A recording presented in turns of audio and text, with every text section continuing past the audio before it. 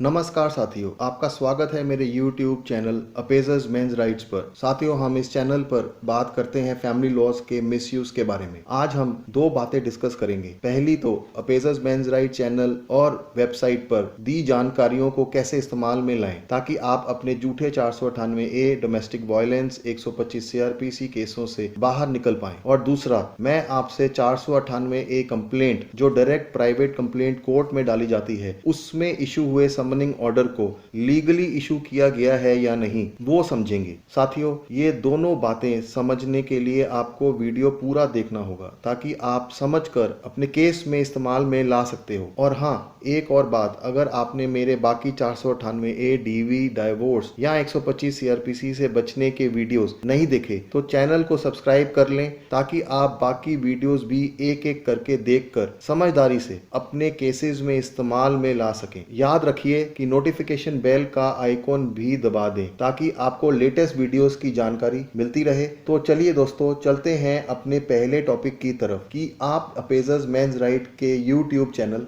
और वेबसाइट में दी गई जानकारी को कैसे इस्तेमाल करें। साथियों, मैंने अपने यूट्यूब चैनल और वेबसाइट में बहुत से आर्टिकल और जजमेंट्स दे रखी हैं। आपको करना यह है कि आप पहले तो 498A डीवी 125 CRPC है क्या वो समझ लें ताकि आपको पता चल जाए कि आपको फाइट किन कानून से करनी है, इनकी डेफिनेशन क्या है और ये कब इस्तेमाल किए जाते हैं। इसको समझने के लिए आप आर्टिकल पढ़ सकते हैं और मेरे कंपाइल की गई ई बुक्स को पढ़कर समझ सकते हैं। जब आपने ये समझ लिया फिर आप चैनल और वेबसाइट पर दी गई जजमेंट्स को एक एक करके पढ़िए ताकि आपको कोर्ट्स का ओपिनियन पता लग जाए कि कोर्ट इन झूठे और बेबुनियाद केसों को किन ग्राउंड्स पर खारिज करता है। जब आप ग्राउंड्स को समझ जाएं तब आप अपने केसेस में दी गई कंप्लेंट्स, स्टेटमेंट्स और जरूरी डॉक्यूमेंट्स को पढ़ें और मैच करें कि कौन सी ग्राउंड्स आपके केस में उसको खारिज करने में काम आ सकती हैं। जब आप ग्राउंड समझ जाएं तो उनसे रिलेटेड जजमेंट्स को इस्तेमाल करके अपने केसेस में इस्तेमाल कर सकते हैं। साथियों,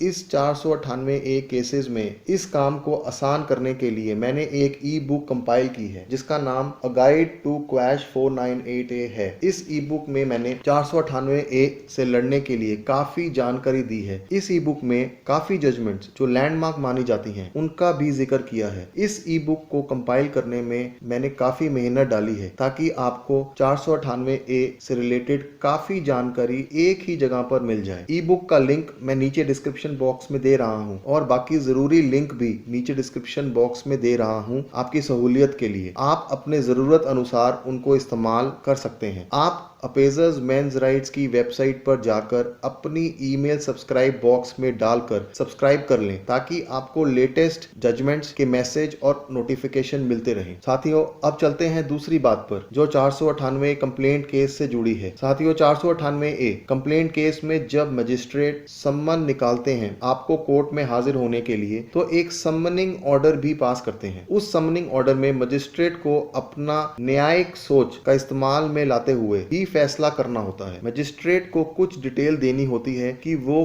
किस बिना पर और किन आधारों या एलिगेशन या एविडेंस पर सम्मन इशू कर रहे हैं। साथियों, बहुत से सम्मनिंग ऑर्डर में देखा गया है कि मजिस्ट्रेट कुछ डिटेल ना देते हुए सिर्फ इतना कहते हुए कि उसने कंप्लेंट और विटनेस स्टेटमेंट पढ़े हैं और उनको लगता है कि 498 का केस बनता है, इसीलिए वो सम्मन इशू कर रहे हैं। बट किसी भी तरह की डिटेल कि किन एविडेंस या किन एलिगेशन के बिना पर या किन किन लोगों के खिलाफ किन एविडेंस या एलिगेशन पर सम्मन इशू कर रहे हैं। साथियों, इस तरह का सम्मनिंग ऑर्डर कानून की नजरों में सही नहीं है और ऊपरली कोर्ट में चैलेंज करने योग्य है और क्वैश भी करवाया जा सकता है। इलाहाबाद हाई कोर्ट की जजमेंट में इसी तरह के सम्मनिंग ऑर्डर को क्वैश किया गया है। साथियों, इस फैसले में सुप्रीम कोर्ट में पास हुई जजमेंट्स का भी रेफरेंस लिया गया है जिसमें कहा गया है कि इस तरह का सम्मनिंग ऑर्डर सही नहीं है और लागू नहीं होना चाहिए। साथियों, मैं इस जजमेंट को पढ़ने के लिए इसका लिंक नीचे डिस्क्रिप्शन बॉक्स में दे रहा हूं। आप डिटेल में उसको पढ़ सकते हैं। ये दोनों जानकारियां आपको आपके 498 केसेस में फायदा देंगी। उम्मीद है आपको ये वीडियो पसंद आया होगा। कोशिश करें इसको शेयर करने की, लाइक करने की और अगर आपका कोई भी सवाल हो तो कमेंट बॉक्स में पूछ लीजिए। शुक्रिया दोस्तों। ओम शांति।